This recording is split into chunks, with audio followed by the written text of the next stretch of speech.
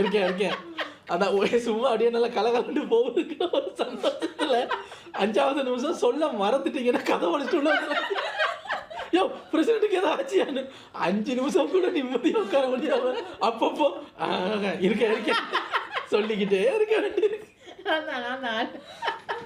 நீங்க சொல்ல மறந்தீங்கன்னு வைங்க. அவ்வளவுதான்.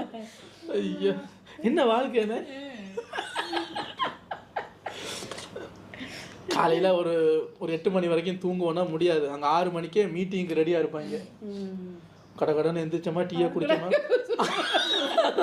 அங்கே 7 மணிக்கு அங்கே உலகத்தில் இருக்கிற முக்கியமான ஆக்கள்லாம் வந்து மீட்டிங்கில் உட்காந்துருக்கும் போது நம்ம 6:30க்கு டீயை குடிச்சிட்டு 7 மணிக்கு அங்கே போகணும். 6:30க்கு டீயை குடிச்சிட்டு ட்ரெஸ் பேண்ட்டை போடும்போது 6:45க்கு வயிறு கலக்கு.